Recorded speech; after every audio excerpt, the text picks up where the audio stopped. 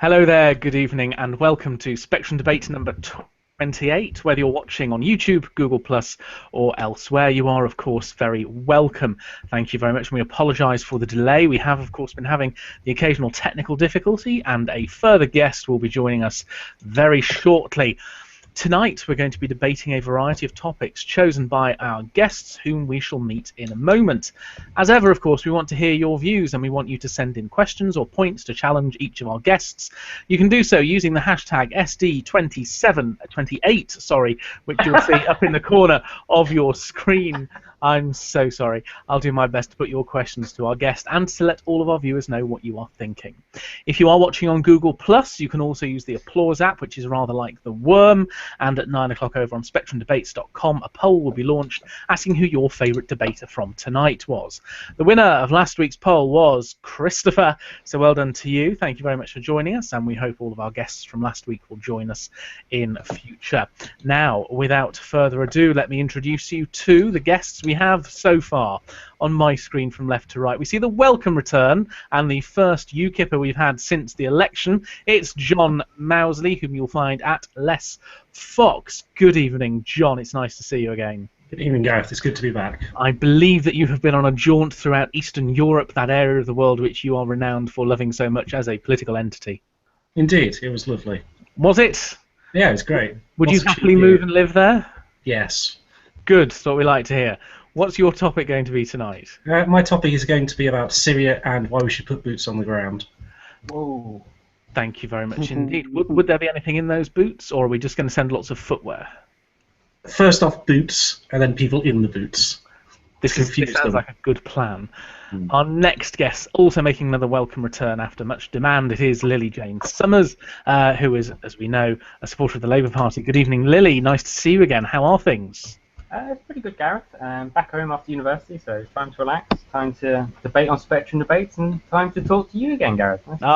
And what better way to spend your summer? What a better Sunday.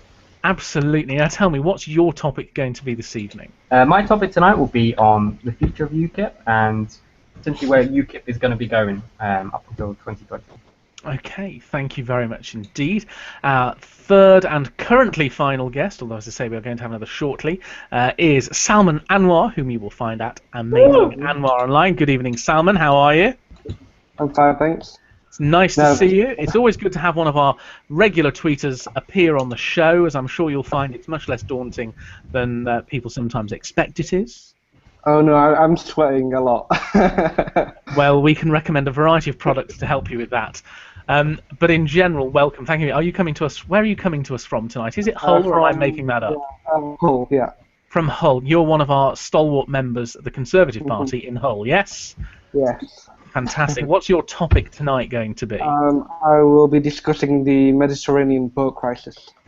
Lovely. Thank you very much indeed. We'll be welcoming, we hope, James Arrowsmith at I can't remember his at. Never mind. I'm sure we'll see it when he comes on shortly. Of the Liberal Democrats, but obviously that count is coming in late, and no one quite knows whether or not he's going to win his seat or not. So we'll see if that's going to happen shortly. First, however, just to clarify, if you've not watched before, my name's Gareth. I'm your host, and whilst for full disclosure I am a Conservative, I'll do my best to play devil's advocate and to challenge all of our guests equally and explore each idea as thoroughly as possible. Our standard disclaimer, of course, is that whilst our guests may well support a party, nobody who appears on this show speaks for or on behalf of that party or indeed any other organisation they may be linked with, so please take everything everyone says as our own personal opinions. Now, of course, the news, and really there is only one story worth even mentioning this week, as up to, by some counts, 250,000 people descended on central London, calling for an end to austerity, to screw the rich, and complaining of people being blind sheep told what to believe and who to vote for by unelected millionaires, the keynote speakers, of course, being Russell Brand and Charlotte Church. Sometimes reality is funnier than any possible joke. We are joined, of course, now by our final guest. Good evening, James. How are you, sir? Good, a little stressed, obviously, with not being able to get online for a bit, but... You are here now, and that's all that matters. It's nice to see you. Don't worry your time. And what will your topic be tonight? I want to talk about LGBT and blood donorship. Okay, marvellous. Thank you very much indeed. So, there we are. Those are our topics. Where are you coming to from us? Where are you coming to us from tonight? I don't know if that was English. I'm hoping it was. Where are you broadcasting from? Where are you? I'm from Leeds. From Leeds. Lovely. Yeah. So, we have Midlands, North, and North. The North is winning tonight, and apparently winter is coming. I've just started watching Game of Thrones. I'm midway through season 2, so this is all new to me, and I'm as excited as some of you were 4 years ago. So, forgive me. I've never watched it or read the books. Have you not? I can't believe how many people die. It's unbelievable. Anyway, welcome. Thank you all very much indeed. Don't forget, all of you at home, thinking of the topics we just talked about, tweet us on SD28, and we will get you involved as quickly as we can. Let's start then with John. We were going to do a random test, but I couldn't find my scissors, so John's going to go first. John, Syria, fire away. Hey, Syria and Iraq have currently been at war now for several years with ISIS, and I've come to the conclusion that despite some gains made by the Kurds and the Iraqi security forces, this problem isn't going to go away anytime soon. And by not taking a firmer line, we are going to abandon the people of the Middle East to suffer with ISIS for possibly years more to come. So I think this time has come to bite the bullet, so to speak, and deploy troops to the ground to finish off ISIS as quickly as possible, before we lose even more of the Middle East. Thank you very much indeed. We've already had a comment on this, in fact. So Chris G 0000, hello again, Chris. Will we only be saving Christians in Syria this time? That's the first question that we have there. So tell me, John. If we deploy now, we might be able to save the few that are left before there's none left. But we won't just be saving them. Okay, and we all understand, don't we? I mean, what the reference there is. Oh yeah, because it was not the Christmas just gone, but the Christmas before, when I think it was that Nigel Farage came out and said on a Friday or Saturday that of course the United Kingdom should adhere to its international obligations and save and provide shelter for many refugees from Syria. And then after a weekend of barrage on private comment boards and on the UKIP's Facebook page, he then said, actually, all I meant was let's save the Christians and nobody else. Now, in terms of a party point of view, and obviously remembering the disclaimer from before, do you think that would still be the same approach that UKIP would take now, John? Well, no, because mainly there aren't as many Christians left, so there's not as many to save, so we wouldn't be meeting our obligations by just saving them. Would we have met our obligations only by saving Christians? Yes, just. How so? There would have been more of them left. There's less now. Can you? I mean, no one has been able to identify to me where in any of the international, particularly the Refugee Convention, it states that we should only limit our rescuing and saving of people to particular groups. Perhaps I was unclear. I meant numbers-wise. Okay, but if it's only Christians who are being persecuted, who is the any need to save? Mainly, I think the point Nigel was trying to make was they were more vulnerable because the places they were fleeing to didn't treat Christians well either. Okay. Right. Lily, tell me.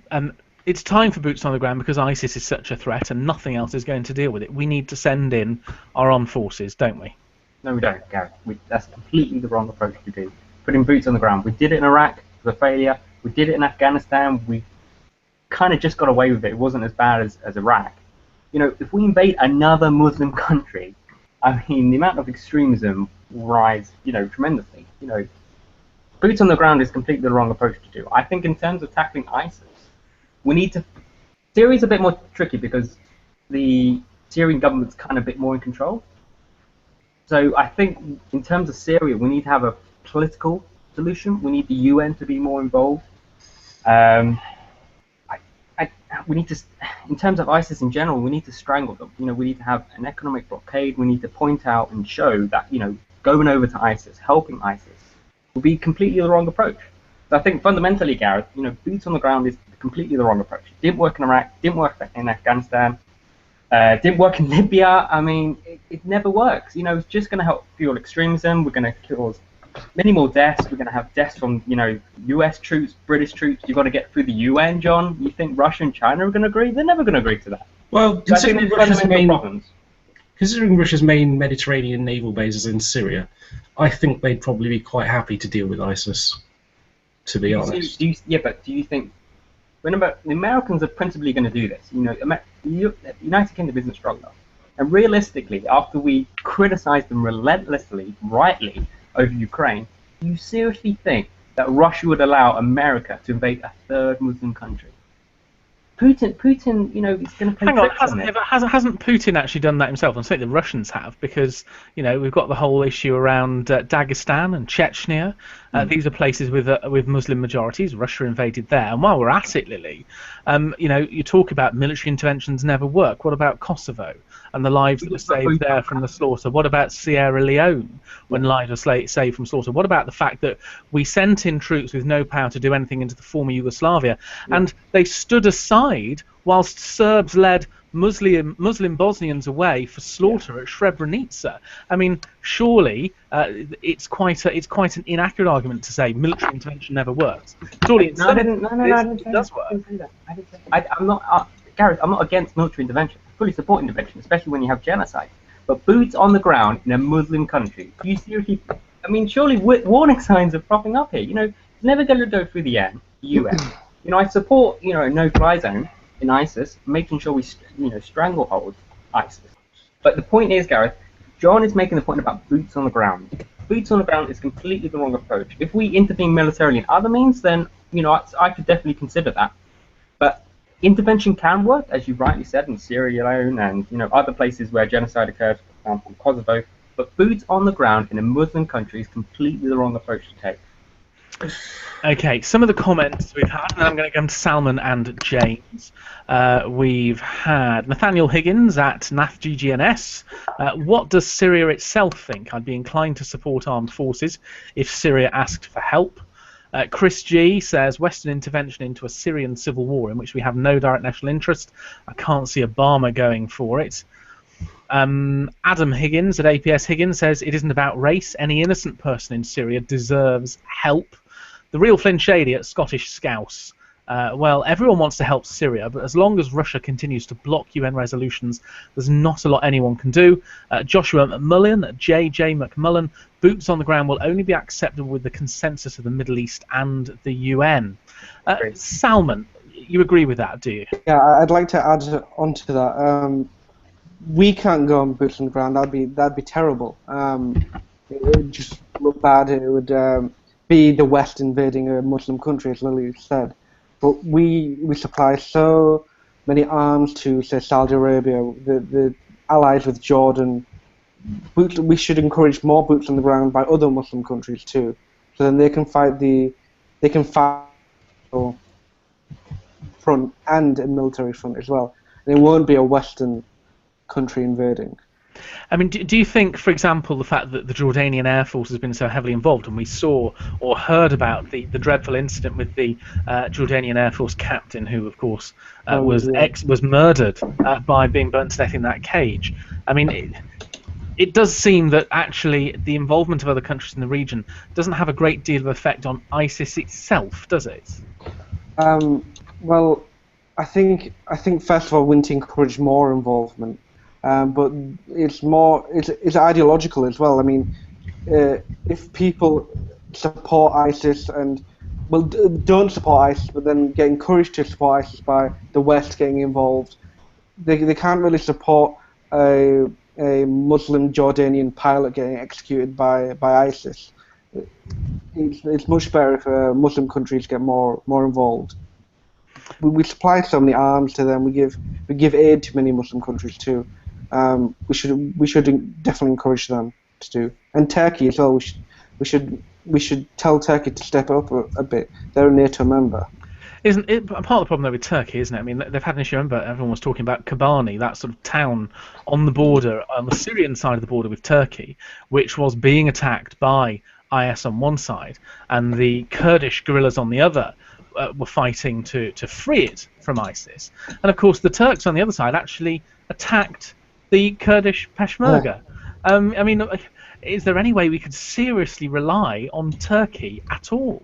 No, but we need to we need to force their hand in a way, because, like I said, they are a NATO member. But yeah, they do have a conflict there with the Kurdish and ISIS there. Thank you, James. What are your thoughts on this?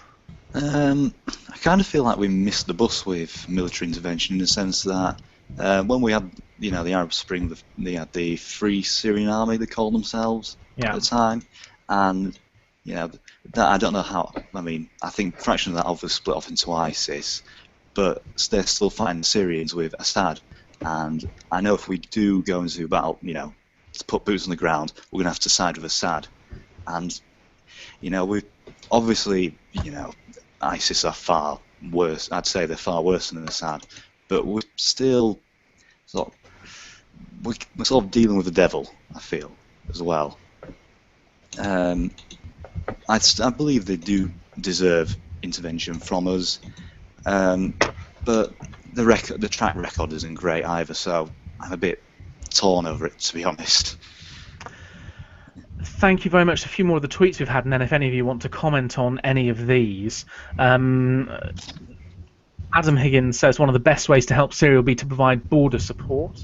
Chris G, I do like the left arguing that the moral thing to do is to stand on the sidelines and watch slaughter continue. Adam Higgins, again, military intervention is sometimes part of the answer, but it's never the whole answer. Ian, at a confused ninja, does the UK have the resources necessary to really make the difference? He goes on to say that he agrees with you, Lily. We need to figure out how ISIS are getting money and equipment and kill off the supply of their funds. Just on that particular note, some of you may be aware of the fact that in some parts of Syria, what's happening is that oil supplies are being sold by one side and then the money given to another and vice versa. So there are some parts of Syria and Iraq where the Syrian government, which is fighting ISIS, is funding ISIS via oil sales. So it couldn't be more complicated when people who are fighting each other are also helping fund each other. Joe Pollock, in the case of ISIS, military action will ultimately be required. We can't just leave them to their own devices. Josh McMullen points out it's not a Middle East or Western problem, it's a world problem. Adam Wordsworth, at Adam D. Wordsworth, boots on the ground is the wrong approach to take in any Muslim country. Any of the time, he asks. Liam Bones, at Liam Bones, how can you beat people like ISIS without boots on the ground? If we use airstrikes, we'll kill hundreds, maybe thousands of innocents. Danny Richardson, Danny John R.I., boots on the ground fails to solve perpetually escalating problems sparked and preserved by vicious ideology, which then only expands its reach. Dylan Morris, remember that book with the overly colourful patchwork elephant? Oh, sorry, this is completely irrelevant. This is to do with my shirt. I wasn't intending to go over the shirt tweets right now. Liam Bones asks you specifically, Lily, how do we beat ISIS, or just leave them to conquer the whole of the Middle East before we take action? I'll come back to you on that one in just a moment. Josh McMullen, we need to deal with ISIS domestically, not just overseas. Remember where their recruits come from. So, Lily, if we're not going to put, and this is the point that John's made, this is the point that others, including Liam, have made online, if we're not going to put boots on the ground, how are we going to deal with ISIS? Well, as I said earlier, Gareth, first of all, you need to strangle ISIS. You need to isolate ISIS. You need to support the Iraqi government in tackling ISIS. You can get Saudi Arabia involved. You need to do any means necessary, Gareth, to tackle ISIS. But this debate is all about boots on the ground, Gareth. And the point I'm making is boots on the ground would be, completely would result in a completely opposite thing that we want to do. It's going to cause more deaths. Muslim countries will never accept it or never get past with the UN. It's just an idea that will never work. Personally, as I said, you can support military interventions, Gareth, but boots on the ground will never work in a Muslim country. It hasn't done it before, and it won't do it again. Go on. I mean, there's a couple of things here with this Muslim country. Firstly, with the consent and supporting the Middle East. What more could we possibly do to encourage the Saudis and the Jordanians to do stuff?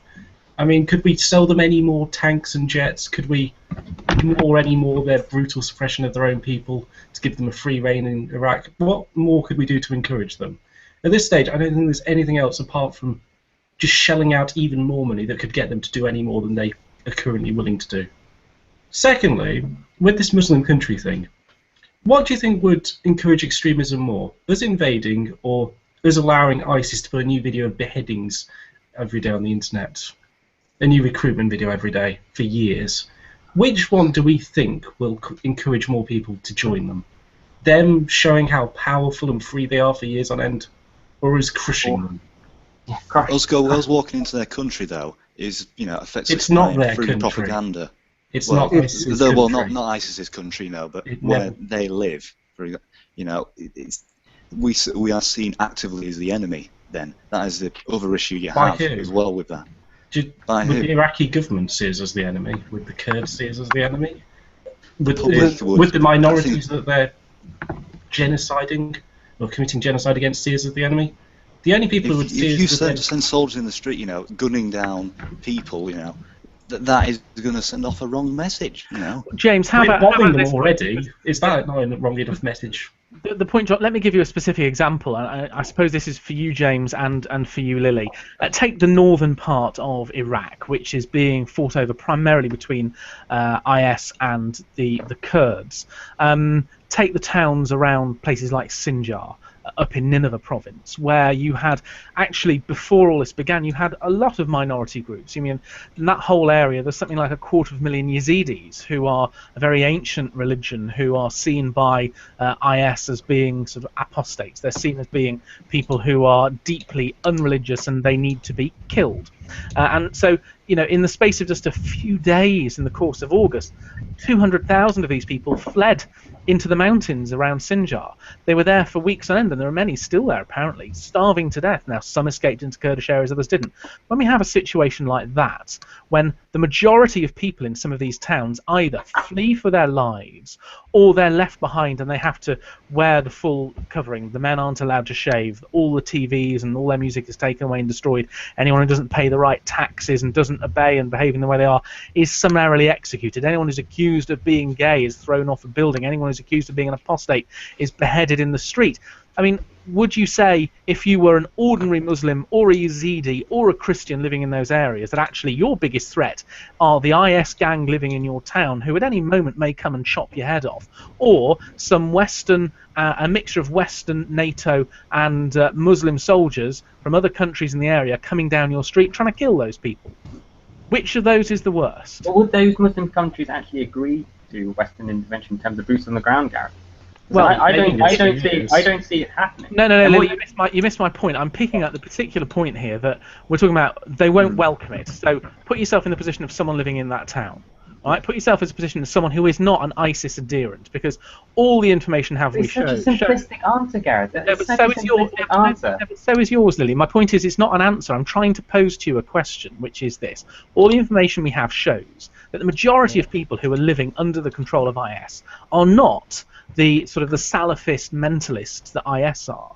They don't want to live their lives in the way that IS do and force them to. I agree completely. So what are they going to prefer? Are they going to see these people coming in and getting rid of IS as an enemy, or are they sitting there thinking, why is nobody coming to help us and free us from these medieval monsters? Gareth, that is such a simplistic answer. We'll put boots on the ground and ISIS will go. That's not going to happen. You look in Iraq, for instance. Al Qaeda weren't even visible in Iraq. Once we invaded them, we gave them such a tool of propaganda that Al Qaeda became incredibly visible in Iraq. And you saw terrorist attacks, and it was only when people were realizing that Al Qaeda was actually killing more Muslims than actual Westerners, invaders. Boots on the ground is such a simplistic answer. Oh, we'll put boots on the ground and they'll go. No, they won't. Extremism is so complex, Gareth. Boots on the ground will not defeat ISIS. I do agree partially that it's difficult to provide an alternative, but the simplistic answer of just boots on the ground will solve the answer. Won't happen, John. I'm sorry. Salman wanted to say something. I have to slightly agree with Lily there, because you can say that the Western forces going into these oppressed areas, the people there, the minorities, the normal Muslims will feel liberated, but you also have to bear in mind the other people in the other Arab countries around as well. So there's even a couple of innocent people killed. that with social media, that those images can spread around the internet, and people will start to think, oh, the West are back again, killing our people. It happens all the time. Massive with social media. I suppose my response to that is, which option will result in less deaths? Will us leaving this war to carry on kill less people intervening? No, I think the important thing to notice is the Western forces. Like I said before, we should try and encourage other Arab countries around, other Muslim countries around to have boots on the ground, but not the West, because you may in the short term see less killing, more lives saved, but then we need long-term strategy. Yeah, if the West goes in, boots on the ground, you may breed another generation of terrorists in, say, Pakistan, without realizing, because of the images spread around, because the big bad America coming back and attacking innocents in Syria. Why don't they mind their own business? We can deal with it. That can happen too. It could do, but sorry. Go on, John. Go on. It could do, but we've been trying the strategy of leaving the Middle East, put boots on the ground. I mean, the Iranians are there and trying and haven't won. We've given. Are they trying? I don't think they are trying properly. Actually, isn't this part of the problem? Because a lot of this is a power struggle between Saudi Arabia and the Iranians. And the Iranians, who have been infiltrating step by step the Iraqi government ever since the Americans and the West left Iraq. You have Iranian Shia militia led by very senior members of the Iranian armed forces and Iranian secret services, leading battles on Iraqi territory, well into Iraqi territory, over into Nineveh province, against IS, who are, of course, a Salafist Sunni group within a majority Sunni country. I mean, this is part of the problem, surely. Iran has been left, particularly, I would say, by the Obama administration, just to its own devices, just to do what it wants. And what it's done is it, along with the Saudis, have helped stoke the problem we now have. They are fighting a proxy war, and they're doing it throughout Syria and Iraq. But Gareth, Iran's been involved in, meddling in Iraq in particular, since the war on terrorism began. I wouldn't necessarily blame it on the Obama administration. It's begun since Bush. It's been nowhere near this whatsoever, Lily. Well, Iran was backing, terrorist groups in Iraq in terms of bombing and IDSs. Yes, but so what you have now. Involved. Yes, but what you have now is you have senior Shias from Iran inside Iraq leading whole armed force units in Iraq. You have that now. You never had that before. You had tension between the two countries. You had that for decades, but now you have Iranian militia on the ground deep in Iraq. That's a completely different kettle of fish. It just shows, Gareth, what's the point of intervening then? I mean, just let them. Go on, John. I don't know. I mean, Gareth talks a lot about the senior members of the Iranian armed forces, and I think we've all mentioned the amount of aid we give to the Iraqi army and the Kurds. But this hasn't done much. I mean, recently they lost the westernmost province, despite being backed up by large numbers of highly trained Shia militia from Iran. I mean, it's not working, what we're doing currently. The war on terrorism isn't working. Didn't work in Afghanistan, didn't work in Iraq, didn't work in... I would argue both of those. I think an important aspect that makes it a whole lot more complicated is the Syrian government itself. Because we can't, if we could work with the Syrian government, I think it provide a much easier solution. Yeah, that's the tricky thing, John. That's the tricky thing, because we can support airstrikes, for example, in Iraq, because the Iraqi government supports it, but we can't do it in Syria because the Syrian government doesn't support it. So the Syrian government, as Salman rightly says, an important factor into this, and especially because the Syrian government, are fasters as well. Sorry to say, Gareth, but just as well as ISIS. It's difficult because you can't back either side. Well, I think at this stage we're going to have to pick the lesser of two evils. Well, part of the problem is it's not two evils, is it? You have many sides fighting in Syria alone. You have the Kurds fighting in an awful lot of the country. You've got the Free Syrian Army. You've got the Nusra Front. You've got the Syrian government, and you've got various other groups as well. There aren't two sides in this. This is the other problem. You have some places that are being fought over by 3 or 4 different groups. So pick a side. How? I mean, there are so many. Well, I might come across as a bit naive here, but we know who the leaders of these, forces are. Is it completely out of the question to, peaceful negotiation? Is that completely out of the question? No. Some of them don't want peace, though. This is the problem. I think we can't assume that all of them are civilized in that manner, I'm afraid. I mean, some of them definitely, I think we can negotiate with some sides of the Syrian and Iraq war, but some of them, that kind of logic doesn't apply. We couldn't negotiate with ISIS. Well, if we ISIS. can make some sort of, well, I hate to say sort of pact with certain sort of nations and fronts, then maybe, putting boots on the ground might seem more of a sensible idea. We have an actual plan, unlike Iraq, where we sort of went in there, invaded, and thought, we'll plan for a few days afterwards rather than years afterwards. Okay, let me read a couple more comments, and John, I'm going to ask you to close this part of the show. We've had lots and lots of comments on this, and I'm sorry I've not been able to get through most of them because there are so many and they're so very good. Josh Aaron R. The Middle East is such a quagmire. Sending military in is easy. The ramifications and getting them out, not so easy. Josh McMullen, Lily is right about Iraq 2003, but he disagrees that the same would happen again. The West could be seen as the lesser of two evils. Adam Wordsworth, much as I can't abide sitting and watching, how many times do we send troops to save the Kurds? We can't permanently occupy the region. Josh also says that host, I like this one, makes an extremely important point. There is an interreligious aspect between the Sunni and Shia and Arab and Iranians. And where are we? And Leon French thinks we just need to bomb Russia. You know nothing, Jon Snow. He said it. I feel like I had to join in. Okay, John, your closing comments, please, before we move on to Lily's topic. I suppose the main thing to come from this is the Middle East is a very complex subject, and we might all have our own plan that we think will work, but in the long term, I think we will perhaps need to think a bit more. Thank you very much indeed. Can I quickly add something? You're breaking the rules, but I'll get you to do it this once because you knew. Go on. Can I just say that the not dealing with Syria and the Assad government and the atrocities that they've carried out, 250,000 plus dead, is a big disgrace on the West. Thank you very much, Salman. Thank you all very much indeed for your points on that topic. We're moving on now to our next topic, which is about UKIP, and this is being opened by Lily.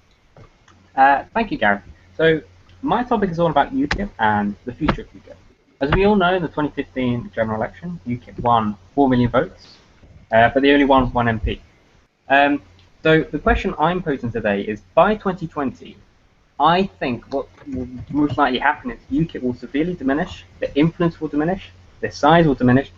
They'll still be around, like the SPD. I think it's very, very similar to the SPD, the point I'm making, in terms of 1983 to 1987. They didn't completely disappear by 1987, but they lost their, their edge. And I think the main reasons are the leadership, with Nigel Farage staying has, in my opinion, really restricted UKIP's growth. Because with Nigel Farage, UKIP's many members of UKIP, absolutely love him. This guy with a beer and a cigarette, what a lovely chap, bit of racism, HIV, etc., etc. But the problem is with Nigel, as Suzanne Evans rightly says, is he's very, very divisive. He cannot, he cannot expand UKIP's reach, beyond like the angry Eurosceptic anti-immigration ring, in my opinion. So I think UKIP made a big, big blunder by not having Suzanne Evans as leader. I know Gareth doesn't like Suzanne Evans, but I think she's amazing. I think she could really expand UKIP in general. So I think, that's the key thing for me, leadership. Second of all is the EU referendum. I think what the most likely thing will happen is UKIP will lose the referendum. As the opinion polls show, I think 66% are against the European Union at the moment, recent opinion poll. So I think what the most likely thing will happen is they lose this referendum, and quite frankly, they become irrelevant. People may say, oh, the SNP lost, but the SNP can get another referendum. They control Scotland. They can be opposed to austerity. They can be opposed to tribalism. UKIP do not have this message that is popular across the country that can appeal as it did in Scotland. the only way UKIP can get another referendum in the European Union is to win the general election, which is never going to happen. So, and I think this goes on to my third point, is if they lose the referendum, they're going to have to talk about other issues a lot more, which UKIP can't do. If you look at their policy, they always bring it back to immigration, housing. Oh, we need to cut immigration. The economy. Oh, we need to cut immigration. Healthcare. We need to cut immigration. They always bring it back to immigration. But if they lose the EU referendum, they can't really bring it back to immigration all the time. Because if you realise, I'll try to be very, very quick here, that UKIP are divided between three factions. Red UKIP, which you've got left-wingers on economics. You've got blue UKIP, like Suzanne Evans, Nigel Farage, former Tories, social cons. And then you've got purple UKIP, which is severely diminished because it's libertarian. It used to be libertarian. So I think, finally, Gareth, I think UKIP has a real chance of splitting. I think UKIP will become irrelevant. I think they've had their time, they've had their moment, they've had their time of bashing HIV, immigrants and gay people, and I think, they're not going to be this all-important factor for 2020. Thank you very much, Lily, for a comprehensive opening. A couple of the comments we've had so far. I'm going to come to James. So Danny Richardson at Danny John RI says, UKIP. I'm not sure that's a positive sound. Chris G, by 2020, Farage will have sacked everyone. Jack Hughes, at Jack Hughes 666, when we vote to stay in the EU, UKIP will become irrelevant. Sister Jude Martin at Welly Topping agrees, UKIP. This isn't going well, John, I'm sorry. Leon French, UKIP has no future, none at all. Joe Pattinson, at Joe_Pattinson, Nigel Farage, once, twice, 7 times a loser. Sorry, John. I'm really sorry. I don't know what you mean. Adam Higgins, an appropriate quote from BBC Question Time. Psst, Boois. Farage is now in the Clegg Club in terms of trust. My hissing was not at Farage, it was at BBC Question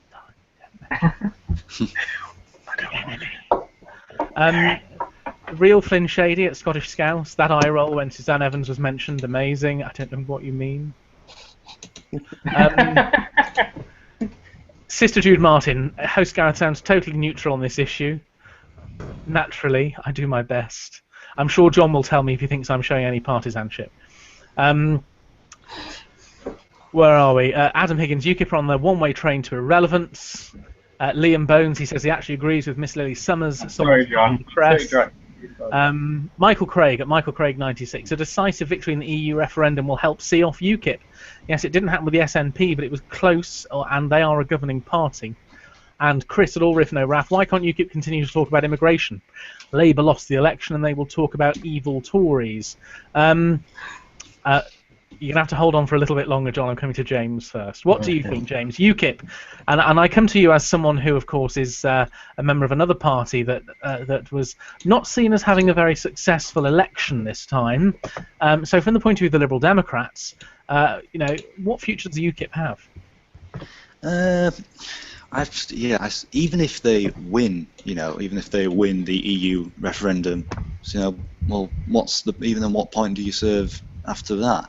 I struggle to see. I mean, you lost a lot of credibility, I feel, with the Farage, resigning then not resigning, I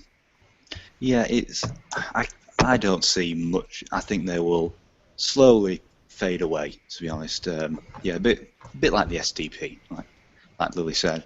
I struggle to add too much more to it, to be honest. Fair enough. And tell me, will the Liberal Democrat fade away be of similar proportions to that of UKIP? I don't think so. I think if you look at the past, the last time we had an EU referendum, the Labour split off into the SDP, which eventually formed with the Liberal Party to form the Lib Dems.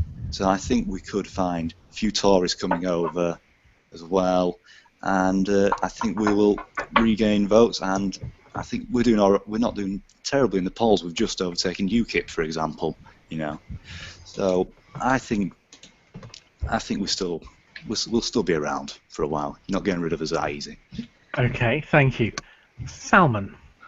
I think if UKIP do want to be an SNP kind of force, they have to be a part of the whole no campaign in a positive way, though. I think the whole reason why the SNP kept growing even after they lost the referendum. The campaign in the referendum was so positive. I mean, when Nicola became leader, she walked out on the stage screaming bans, and I don't think Farage has that appeal. I don't think anyone in UKIP has that appeal, to be honest. And I think if Farage left, someone like Suzanne Evans, whom I quite like, I don't think she could lead UKIP. I do think it's just become this cult of Farage, and he's there. They won't grow anymore. But if he was gone, they would diminish. So I think they're in a very awkward position. Thank you very much, John. I'm going to come to you now. No, I kid. I'm going to read some more tweets out. Then I'm going to come to you. It's only fair that we get this out of the way first, and you can answer all of them in the 15 seconds I'll give you. Can't wait. No. A confused ninja, Ian, says, is the future of UKIP as the English National Party? Which might be quite an interesting point to take on. I mean, is that seriously the way that it might go? Joe Pollock, I'm not sure about UKIP becoming irrelevant if they lose the referendum. The Eurosceptics will just get more irate. Josh McMullen, UKIP will be irrelevant if it keeps Farage. Dylan Morris proclaims in capital letters, I love Nick Clegg. Thanks very much for that. But rather like UKIP, that's an irrelevant point to make. Chris G. Before 2015 general election, I predicted UKIP would win 1 seat by 2020. I'll be amazed if they have that.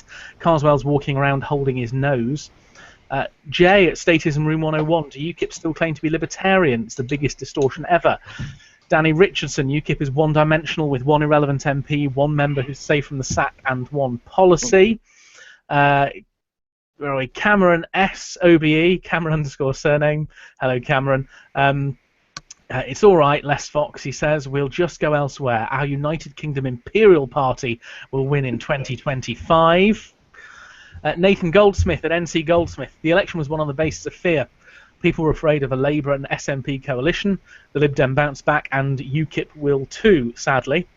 Dylan Morris then goes on. He moves off his Nick Clegg obsession and says, Nigel Farage is like a cartoon villain that was created by someone off their face on speed. That seems to me like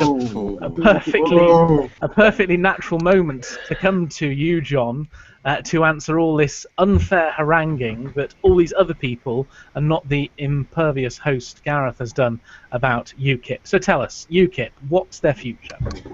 It was always kind of funny to see a load of people from other parties not liking UKIP, because I expect nothing less. But hey. On the future of UKIP, I think our future relies on our performance next year, to be honest. We have lots of regional elections and lots of local elections. If our vote holds up and we do as well as we've done in previous local elections, then I think our future is secure until the EU referendum, easily. On the EU referendum, if we win, which we will, easily, there will be a future for us as perhaps a smaller party, perhaps a slightly different leaning than what we have now. Still, if the EU referendum goes the other way, I don't care. I'll be leaving politics.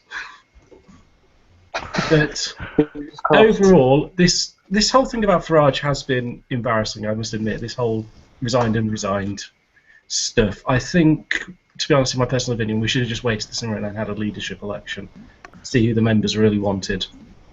And with that, the UKIP central office sent an email telling the world that John had been sacked from the party and no one is to talk to him as an official representative. But don't worry, John, by tomorrow they'll have retracted it and said it wasn't really an email. Yeah, that embarrassed me as well. It's just the leadership, I must admit, in the last few weeks since the election has just been all over the place. I don't know what's going on in head office, but there are lots of members of UKIP, huge numbers in fact, and we can't have a leadership that isn't fully aware of how important they are for leading a party, not just settling their grudges against each other. Oh, and on one more thing, on polling, I joined UKIP when it was amazing when we got half the percentage points of the Lib Dems. So the Lib Dems now being really glad they get more than us is kind of amusing to me. Fair enough. A couple of other points people have made here. By the way, if you do wish to say something positive about UKIP on Twitter, you're very welcome to do so. I will read them out. The only one we've had so far is from Matthew Wilson at Wilson_Matty, who says, "I quite like UKIP." Matthew. I'm looking, John. I've even asked. I've begged someone to say something nice about UKIP, and somehow it's not happening. To give you an example of the things that are being said, Chris G, there'll always be dark-skinned AIDS sufferers who some will blame for ruining the NHS. UKIP will always attract a small crowd of sorts. Dylan Morris points out the Lib Dems have 20,000 new members, so stop underestimating the hashtag Lib Dem Fight Back. Oh, I just did a hashtag. Oh, I'm gonna have to tell myself off for that one. Where are we? I'm honestly trying to find. Here's something that might be construed as positive. Adam Wordsworth says, disappearance doesn't mean irrelevance. Unionists were absorbed by Conservatives a century ago, and they still play an important role. UKIP could perhaps do the same. Adam Higgins says, Nick Clegg has the same number of parliamentary seats as UKIP.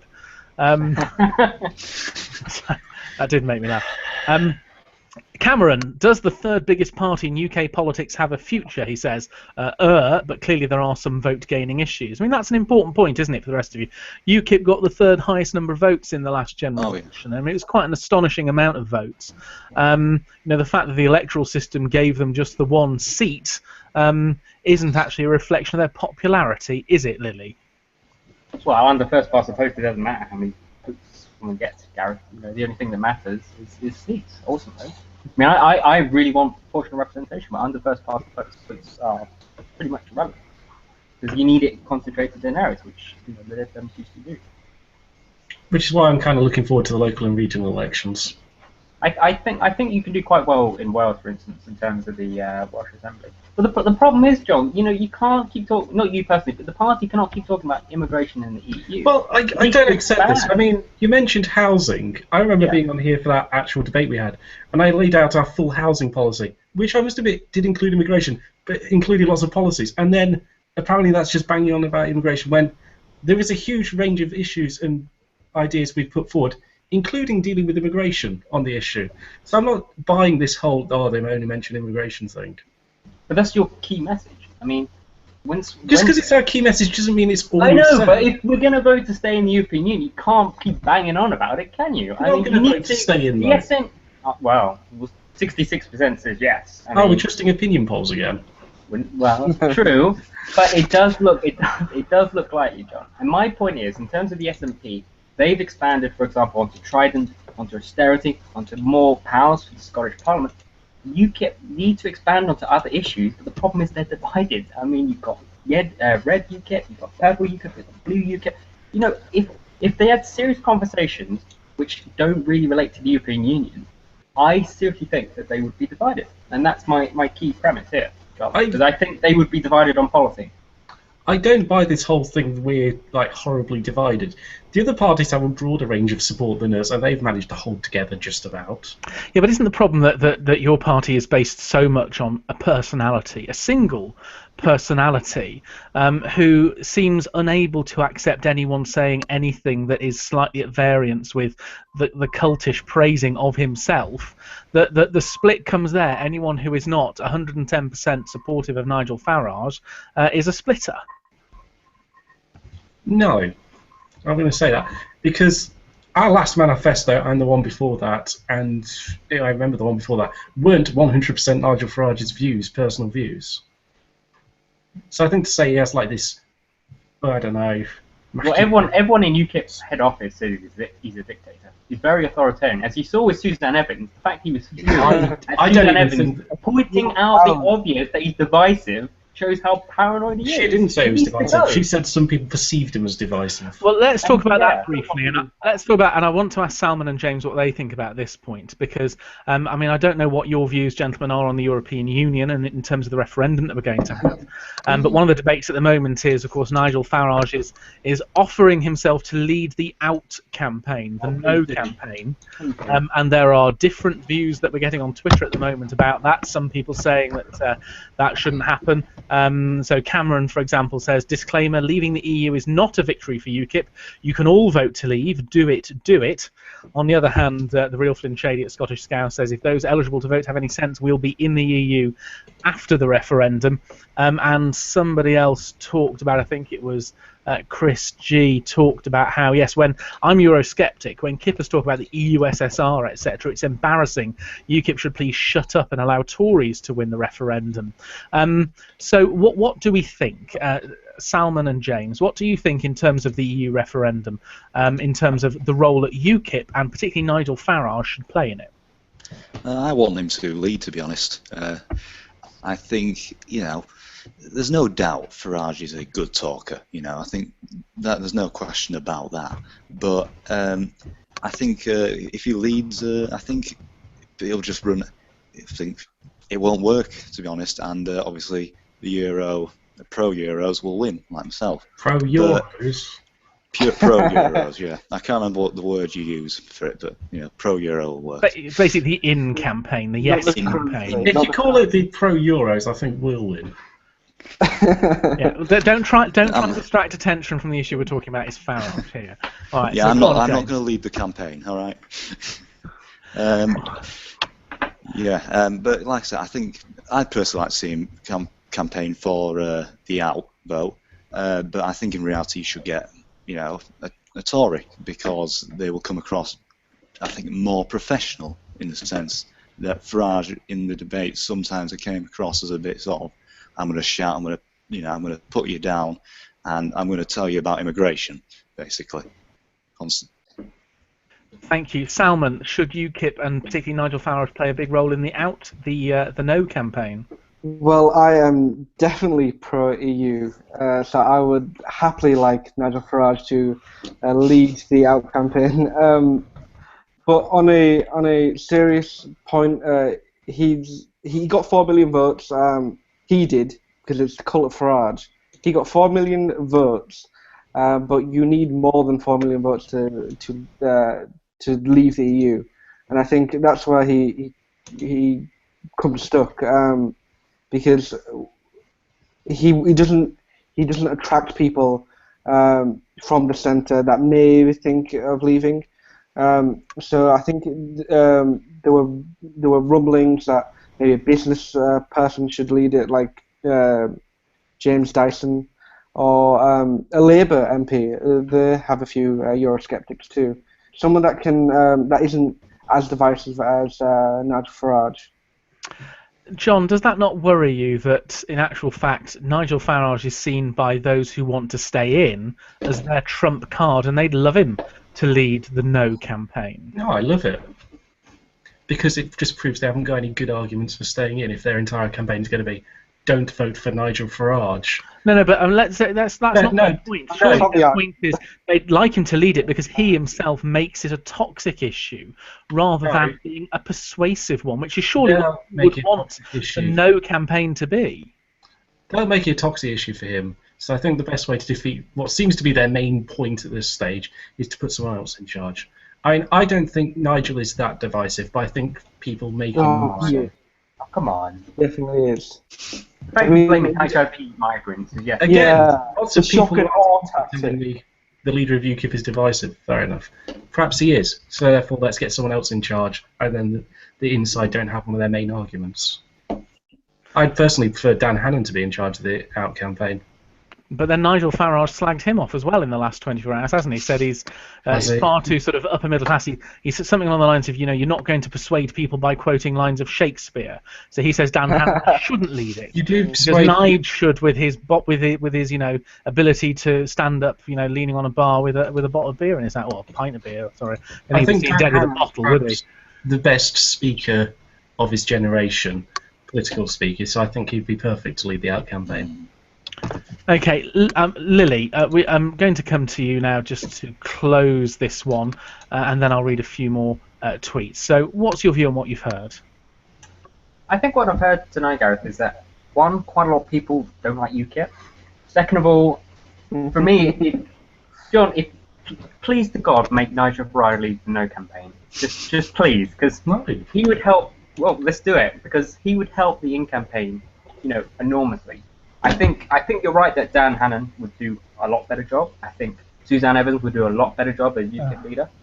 And, you know, Gareth, from someone who goes to university in South Wales, who currently lives in Stoke, you know, UKIP are challengers.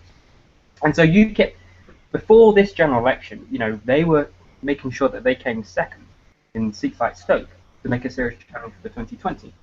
But I personally think that if Nigel Farage stays as leader until 2020 and carries on essentially being a dictator, being authoritarian, slaps down, you know, excellent people like Suzanne Evans, then he is not going to make serious inroads into Labour seats in 2020 or even take any.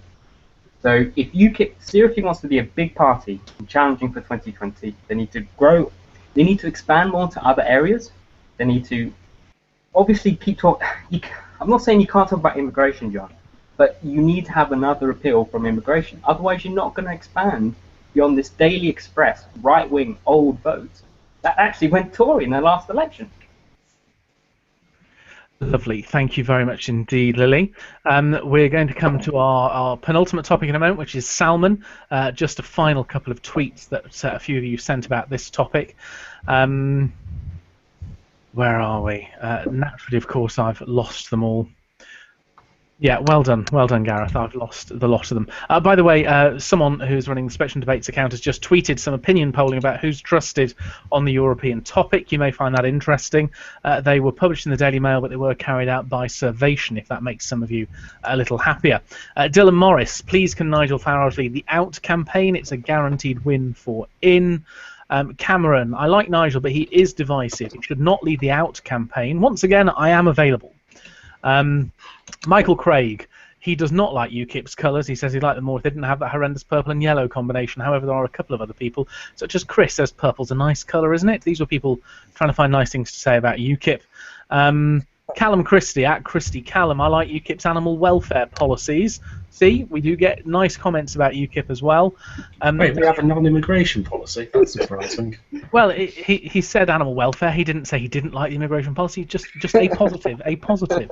Take it while you can, John. Take the praise, John. You've got nothing. Take it. Oh, no, I'm just surprised. I thought we only had one policy. Well, perhaps it's about animal. No, I didn't say you didn't have one policy. I said you always link it back to immigration. Too many animals coming over here stealing our pet food. What accent was that? Well, you don't really know, my darling. I don't really know. Okay, so let's go on anyway to Salman. Thank you all very much for your comments. Salman, over to you. I want to know the opinion of others. How do we solve the Mediterranean crisis with people coming from North Africa, across the Mediterranean, into places like Italy, Malta?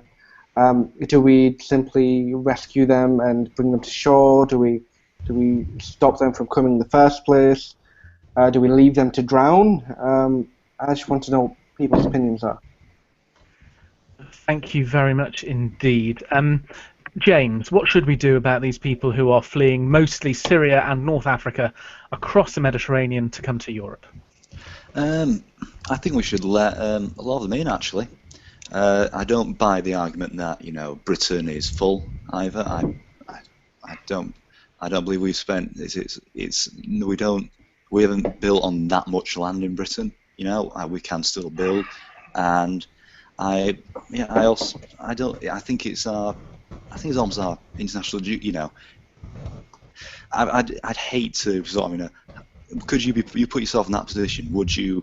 You're trying to cross the Mediterranean to get away from whatever, you know, and you know the country just goes and says, no, we'll let you drown, or no, we're gonna, you know, boot you out to somewhere else. I think it's almost moral obligation to let them in.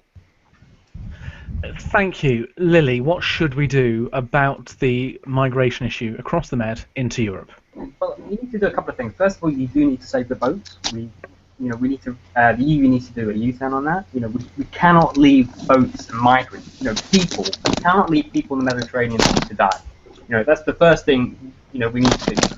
We need to help countries in the south of Europe. You know, Italy, Greece, are having to deal with migration. So we need to share the overall migration. I think, for example, the United Kingdom has, you know, been disgraceful in terms of the number of migrants they take. We do need to help out the EU in that respect. I think the third thing, the final thing, Gareth, is we need to deal with the situation in North Africa. So, for example, Algeria. One of the main reasons why people are going towards the Mediterranean Sea into Europe is because of the crisis in Algeria.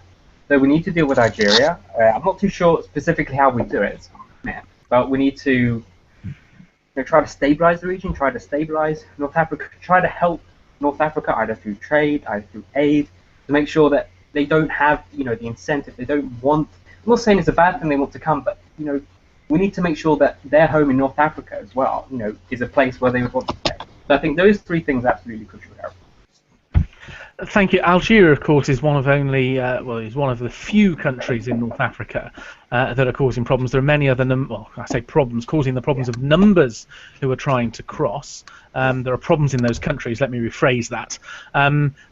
Algeria isn't actually one of the biggest ones either. Of course, many come through Libya. Then you've got lots of people coming from Sudan. Libya, yeah, lots of people coming from Sudan and from Eritrea, and an increasing number from Egypt, and also a very large number from Syria, who come either overland through Turkey or they come through North Africa and then cross from there. So there are quite a lot of different countries with very different problems across that region. Let's see a few of the issues a few of the tweets we've had so far. Then I'll come to you, John. Jack Hughes says, solve the Mediterranean crisis by funding development in foreign countries, says Jack.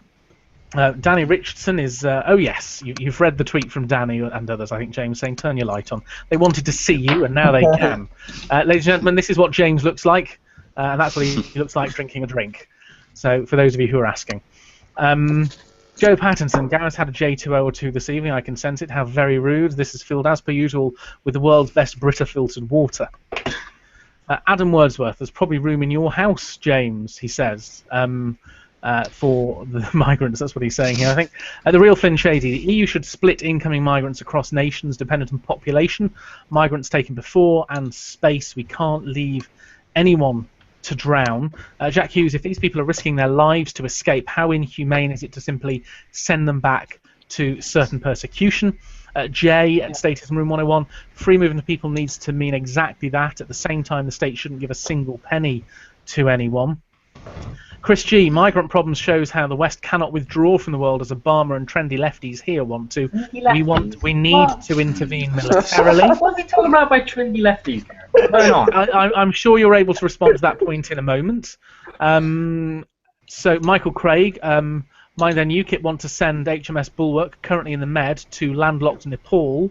Leon French, we do actually have international laws when it comes to asylum seekers and refugees. And Callum Christie, burden sharing seems the only reasonable solution. A proportional mandatory quota of migrants to house won't pass, but it would help. John. Okay, I'm going to say something different. Do it, John. Yeah, go for it. We rescue all the boats, obviously, because we don't leave people to drown. Then we send everyone back. Wouldn't that Singapore had Singapore had a similar on. problem with lots of people migrating there, and what they did was they gave everyone a check and they sent them back, and everyone stopped coming because they realised they wouldn't be allowed to stay.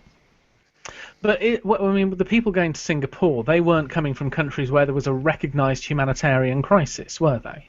Most of them were. The ones coming here from those. I mean, I noticed how most of the people commenting said migrants. They didn't say asylum seekers. Well, they're not Are we sure while they're everyone's migrating. They're not asylum seekers while they're migrating, are they, necessarily? There's an odd legal definition about it, but essentially we can use whichever term you want. The issue being, is it a fair comparison with Singapore? Because the people who fled to Singapore, or went to Singapore, or tried to go to Singapore, were not coming from countries where there were recognised humanitarian crises. So, for example, let me give you one example, and then you can tell me what you think about this one, bearing in mind what you've just said about, we should rescue the boats and then send people back to their country. The courts in this country have ruled that if someone is to use the term that the courts use, which I think is problematic, but I'll come to that in a minute, non-Arab Darfuris, that's people who are from the Darfur region of Sudan, who are of black African origin and not Arab African origin, they are the level of persecution, the likelihood of persecution that they will face is so great that it would be unsafe under international law to send them back. Now, would you say that should be ignored? Where would we be? Where would the court suggesting we send them back to? Would they be suggesting we send them back to Darfur? No, the court says we don't send them back. The court says we grant them asylum. This is a problem I'm having. Lots of the people who are coming from North Africa. Are we saying the problem is it's in North Africa or where they were originally from? Well, it's where they're from. I'm not suggesting sending them back there. This currently, as well as this, I think the problem, what people have mentioned several times, is to fix the problems there. Why is it we are suggesting we accept people and not fix the problems there? Surely the better idea would be to fix the problems where they're coming from and send them back. I mean, if we just keep accepting people, more people will come. This isn't like a short-term issue. Well, I think we should do a bit of both. There are Syrians coming over, which we failed because we haven't protected them. But there are also economic migrants that are coming over too. And there's nothing wrong with wanting to come over, better your life, etc. But we have to separate out the migrants and the refugees, basically, and make sure we do share the burden of having refugees. But we should send the economic migrants back as well. Okay, a few of the comments that we've had on Twitter so far. Danny Richardson says, anti-immigrant argument of the lazy migrant falls flat in the face of people willing to risk their and their families' lives with smugglers. Chris G, the West has a moral obligation to Libya. We helped break the country and we must help fix it. Who broke the country, firstly? Libyans are coming. Well, there are quite a lot of Libyans coming, and beyond that, there are an awful lot more people coming. Clearly, Eritreans and Syrians. And I mean, they're coming from Libya, but most of them aren't Libyan. Well, no. There are a lot of Libyans coming, but more people are coming through Libya. That's the situation in numbers. Some of the other comments, our response, of course, if Libya were not in the condition it were in, these people would not be going through it. I think that's part of the point Chris is making. Chris at All Riff No Raf, our responsibility should end at rescuing people from drowning, then return them to their point of origin. We should discourage the flow. The Real Flynn Shady, these migrants as non-EU citizens therefore do not have the freedom of movement, so the issue of them coming here is kind of irrelevant. Josh McMullen, 1, save people, 2, destroy the boats, 3, stabilise the countries where they're coming from. It seems easy enough, if only. Where are we? Alessia, at the Blonde Pond, I have a solution for this problem. Let's go back to the Empire so they can live in Britain while staying there. Chris G, the idea that Europe should allow in 1, 2 or 3 million people in this time of continent-wide austerity is catastrophic for race relations. Dylan Morris is asking to be classed as a trendy lefty, please. He's not that trendy. Joe Hudson Small. You've seen his hair. How right he's trendy. So am I a trendy lefty then? It would be lovely to have a week without someone talking about Dylan's hair. Dylan's hair is amazing, though, guys. Come on. Thanks, Dylan. So back to migrants drowning. Danny Richardson, I won't hurt you, but I will let someone else. That seems to be his response to what you've just said. Joe Hudson Small, they shouldn't drown or be turned around, but we need to intervene in the countries they're coming from. Josh McMullen, the real issue is, do we allow them to stay or send them back? By allowing them to stay, do we exacerbate the problem? Liam Bones, this goes hand in hand with the first question about ISIS. This won't stop until we intervene militarily. And Chris G, the nearest safe country is not the United Kingdom. Courts intervening in political matters based, no doubt, on the ECHR. On a purely factual level, in general, Chris, if I remember that particular judgment, it was based solely on the 1951 UN Refugee Convention. I might be wrong, and if I'm wrong, it's probably based on Article 15C from the Commission, so it would be an EU thing as opposed to an ECHR thing. However, I haven't read that case law in a few weeks, so I may be wrong on that particular score. All right, so anyone want to comment on anything that's been said so far? One final thing I would like to say, Gareth, is using people's death as a deterrent, I think, is sickening. To say that, just let a couple of thousand people die, and they won't want to come. I think that's a sick thing to advocate, Gareth. Thousands of people are dying in the Mediterranean Sea. They should be saved. For me, that's the end of the story. They should be saved, but where do we put them? Do we bring them back to shore, or do we send them back? It's not the end of the story. No, we save them, we bring them back to shore, then we send them back. Do we sort them out, or do we just accept all of them. I think you made a very good point or- with separating out economic migrants and refugees, and I think that would be quite easy to do, to be honest. Well, that is the process at the moment, though, John. I mean, when people, in theory, anywhere in theory. the world, but definitely in the United Kingdom, apply for refugee status, The problem is they are then. Well, you can't say what the problem is until I've told you the point. When people come to the United Kingdom and they apply for refugee status and they claim they're being persecuted in country X, they are then assessed. And it is decided whether they are in fact genuinely fleeing persecution, or there is another reason to give them protection, or they are not. And if they are not, well then, if once the legal system has finished, they are then removed from the country. So that is what happens in the UK, but none of these people are being taken to the UK straight away.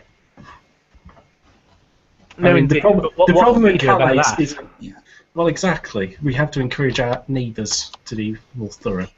Can I just say that because we haven't, as the UK, we haven't helped with the Syrian refugees. We've taken, in February, we had taken about 100.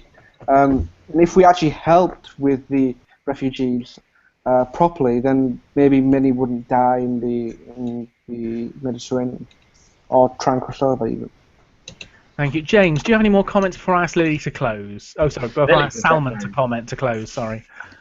No, not really. I believe, I still believe that we should take them in, not all, we can't take all of them on that, I believe, Europe should take a lot, as well. So, I haven't really got anything insightful to say. Okay, thank you. Any final comments then? Not really, no. No. Salman, do you want to close? Just, I think we should properly sort them out. I think it's cheap on both sides to say, just let them, people are letting them die, we should accept all of them, and it's cheap to say, send them all back. We need a proper approach while they're still in the countries to accept some refugees, but also sort them out when they come across on the boats. And proper distribution as well. Yeah. Lovely, thank you very much indeed. Thank you for your comments. Moving on to our final topic. This is a brief one going to be opened by James. Right, as you might be aware, last week was, or week before even, was NHS Blood Donor Week, where they have a big blood drive and they say, give blood, effectively. But they are missing out quite a lot. They're missing out a noticeable demographic. The gay and certainly the male, homosexual and bisexual community. If you have been, I believe the rules are, if you've been sexually active in the last year with another man, you cannot give blood, and that because of worries about HIV and what have you. But I still don't. I struggle to see why that is. All the blood is screened. Yes, homosexual and bisexual men are at a greater risk. Yeah, I still find it almost, I don't want to use a word, but it's almost institutionalized homophobia, I'd say, because it's just playing on fears. And it's also even worse for a woman who's had sex with a man who's had sex with another man, because if they have sex with that person, they are not allowed to give blood for life. And for a country, I suppose, that has a blood supply shortage, I think that's just wrong. Thank you very much indeed. Does anyone else have a comment on this that they want to make at this point? I think I'm going to have to disagree, but I'm going to have to do this from a very particular position. Okay. As some of you may know, I've had really quite serious heart problems all my life. And I've always wanted to give blood because blood saved me when I was a child and when I was older. But I can't give blood because of that surgery. I mean, this is my special card saying I can't be given particular types of blood and particular types of antibiotics because of that surgery I had when I was 4 and 14. I have a donor card, but I can't give most of my organs because of that surgery I had 10, 20 years ago, both times. To say I think that they are overreacting is, I think, really wrong. I can't give blood for 3 different reasons, all related to my heart. And I'd love to, but I have to accept that they know best because they have to be really careful. This surgery that they do with the blood donations is vital to people, and I think we just have to trust them, to be honest. They do so much good with this, and we can't really second guess them that they don't know what's best, because they do this every day and have to deal with the effects and the consequences if something goes wrong. Thank you. We've had a couple of tweets so far. Confused Ninja says, despite the bad ruling, gay people can help donate stem cells to fight blood cancers, and he has tweeted, and I've now retweeted a link to @DeleteBC. Jack Hughes says there's been a 40% decrease in people giving blood over the past 10 years, yet gay and bi men are not allowed to donate blood. Anyone else got a comment on this one? Because I know that certainly in the news it's been Michael Fabricant MP, the MP for Lichfield, who's been leading a current campaign on this topic. Anyone else want to say anything on this one? One thing I'll say, as you just said, Gareth, that Michael Fabricant leading this campaign is absolutely fantastic. So thanks a lot to Michael Fabricant for doing that. I think on this issue, I do understand where John's coming from. I mean, if it is proven that gay and bisexual men have a much higher risk of HIV, then of course you need to have precautions. And in the 1980s, when you had the huge number of people having HIV and AIDS, there was, what is this? We don't know what it is. But I think considering, it was 30 years ago when it was introduced, I think the bare minimum, hopefully John will agree with me, that we need a review into this. We need to know absolutely sure that gay and bisexual men have a higher risk of HIV, which I'm not too sure if that's definitely true. But I think the very bare minimum we need to have is a review, in my opinion. So that's what I would say, Gareth. I think there should definitely be a review. I personally would want to get rid of the ban on gay blood, but obviously you do need to have precautions because you need to be very, very careful in the issue of blood and HIV. But as I say, we do at least bare minimum, in my opinion, need a review to make sure 100% that gay and bisexual men have a higher risk of having HIV. Thank you very much. A few more tweets on this one. We've had Nathaniel Higgins, if gay men's blood donations will be riskier, then surely the screening process isn't sufficient anyway. Leon is agreeing with you, James. Josh Aaron says, please tell me he isn't comparing being gay to having a heart condition. Michael Craig, when I wrote to the Scottish Health Minister about this, I was told about a 3-month HIV window period. That doesn't explain why the ban is a year. Chris G, it's quite a charge to accuse the medical establishment and the chief medical officer of being prejudiced against gays. Liam Bones, okay, yes, but let people take an HIV test, and then if it's negative, give blood. That's the easy solution. Dylan Morris, you can't equate being gay with having surgery. Many medical professionals are in favour of repealing the ban. I'll let you come back in a sec, John. Nathaniel, or maybe it's just legacy rules based on irrational homophobia that nobody has bothered changing. Michael Craig, but at the same time, a straight man who has unprotected sex every night wouldn't be banned, but gays who practice safe sex are. So, John, you wanted to talk about, because obviously there was an issue, you came at it from a particular angle, I know. Yeah. I mean, I've lived with this all my life, having lots of blood donations given to me and wanting to give some. I would love for there to be more blood donations. I really would. I've seen the people it helps. The medical establishment doesn't just sit there idly doing nothing with this issue. They really try. They really want more blood donations. If they think there is still a slight more risk, they think it is current. They don't think it's 30 years ago, oh, we haven't checked 30 years. To say, oh, well, he's associating two things. I'm not. I'm saying I would love more, but if the medical establishment is saying something, we really have to trust them, because they really want what's best for all of us. They don't want, say, oh, we don't like them, we're not going to let them give anything. They're saying there might be a bit more risk, we don't want to hurt anyone. They take an oath to try and help everyone as much as they can. So I think we just have to trust them. Thank you very much. A couple more points here. Dylan Morris, typical homophobia enshrined in law. Limit LGBT civil rights first, ask questions later. Ian at a confused ninja, if we trust the screening processes, then we should be able to give blood. Alessia, I find the absolute ban weird when apparently I'm allowed to give, but I have fewer and smaller blood cells than a healthy person does. Salman, did you want to add anything on this one? Yeah, I think I'd agree with both Lily and John here, because I think some people do take it look at it in a more social angle, but you do have to look at it in a medical angle too. And I don't know the facts, I don't know the evidence, but if the medical professionals do say homosexuals are at a high risk, then I'd leave it up to them. But I mean, other people are saying that medical professionals are thinking it's a stupid law and we should repeal it. Then I think I'd agree with Lily. We should have a repeal into it. But I think just looking at it at a social angle and saying accusing medical professionals of homophobia and whatever, I think that's too simplistic. I think maybe just a review and trust the evidence. Thank you very much, James. I'm going to ask you to close this topic now, and then that's going to be the end of the show. James. Yeah. I completely sympathise, in a sense, with the medical point of view. But I've read, plenty of, sources saying, they have the blood thoroughly screened. Surely it doesn't matter about, who you've had, well. If you've been in a safe, been in a long-term relationship with, another man or whoever, and you've taken the necessary precautions, then I don't see why you can't give blood, if you're healthy. That's all I have to say.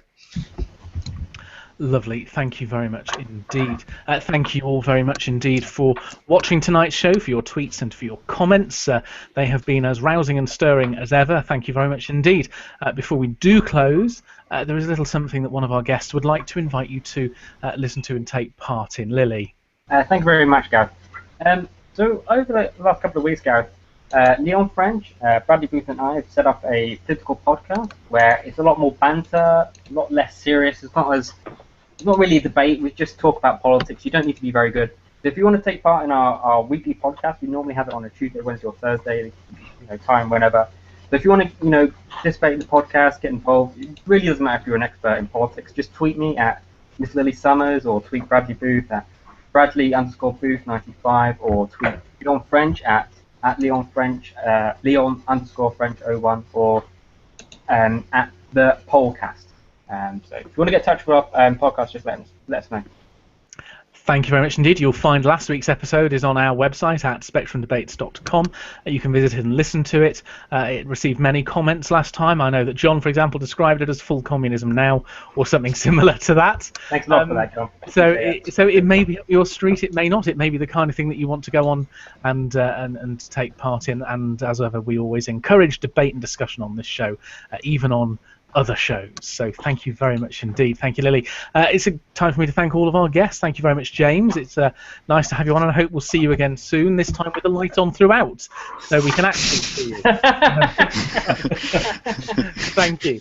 John, it's been great to welcome you back from your holiday across Eastern Europe.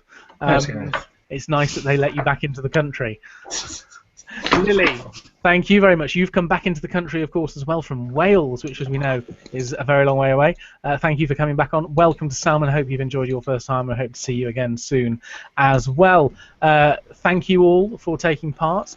We do have a number of guests already lined up for next week. If it's one of you, can I just ask you to double confirm with me, please, after this show, because naturally I have failed to fill in the spreadsheet of power.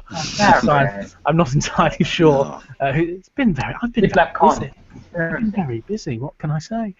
So do let me know, and there may or may not be more spaces to join next week. And the week after that, there are definitely a couple of spaces left. So if you're interested, do get in touch. Thank you very much indeed. Enjoy the rest of your Sunday night, and we'll see you again next Sunday. Don't forget, you can vote in the poll at spectrumdebates.com for your favourite debater from tonight's show. Thank you very much, and good night.